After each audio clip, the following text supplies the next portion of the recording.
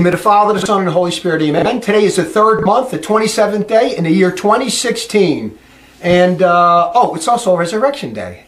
Christ is truly risen. Hallelujah. Hallelujah. And don't let the apostate Jews and anyone else lie to you. Christ is truly risen. As a matter of fact, I just spoke with him this morning.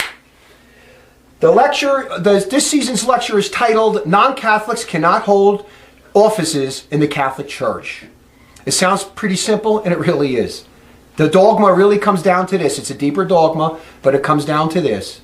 Unless you're a Catholic and a member of the Catholic Church, you can't hold an office in the Catholic Church. It's as simple as that. You're going to learn, and it's a very, very important dogma. It goes all the way back to the beginning of the church on Pentecost Day. It's an ordinary magisterium dogma taught by the apostles, who are the first church fathers, and all the following church fathers unanimously teach that anybody who falls away from the faith, non-Catholics, cannot hold offices in the Catholic Church. You're going to learn that here. And it's also been infallibly defined by popes, so it's also part of the solemn magisterium. Before I begin this lecture, I'd like to just make a statement to the people that are listening to this. After you've looked at the evidence I have on the Great Apostasy, which began in the 11th century, and against the Vatican II Church, so we're talking about the Renaissance Church and the Vatican II Church, and you still call these apostate anti-popes orthodox, and you don't denounce them as idolaters and heretics, well then you're an idolater and you're a heretic. And the very least, you have to do that. You may not know about the deeper dogma that they can't hold offices. I'm going to teach that to you now. I taught it to you before. It's out there. A lot of people are teaching it, but I'm going to give you the true teaching on it. Not everyone's teaching this thing completely the right way. But the main point I'm making right here is after you look at that evidence, and you look at what these monsters are doing, and you still want to call them Catholics, and you don't denounce them as heretics and idolaters, turn off the lecture right now, because this lecture is not for you. Because you're a fool, you're a heretic, you're an idolater, and our Lord says wisdom does not dwell in a soul subject to sin, and our Lord says do not talk with a fool.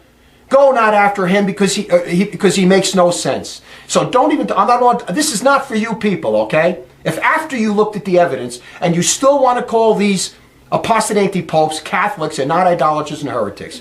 Second point I want to make is if you acknowledge that they're idolaters and heretics, that they've been committing monstrous crimes against the faith, and you don't want to have these teachings handed to you on a platter from God, that guess what? These guys aren't popes, and you want them to be true popes, turn off the video also. I say that because in the beginning, the hardest problem I had when I came to realize that apostate anti-pope John Paul II was teaching all these heresies and horrible crimes against the faith, I didn't have the deeper dogma that they lose their offices, so I thought he was the Pope. My biggest conflict was there then that. How could he be the Pope? How could he be the Holy Father? How could I call him Holy Father? It was tormenting me, really. And then when I found the teachings that this guy's, guess what? He's not the Pope. It's a teaching in the church that anybody who's like that cannot hold an office. He's an anti-Pope. I praised God. I was looking for it in my heart. And when I found it, I embraced it.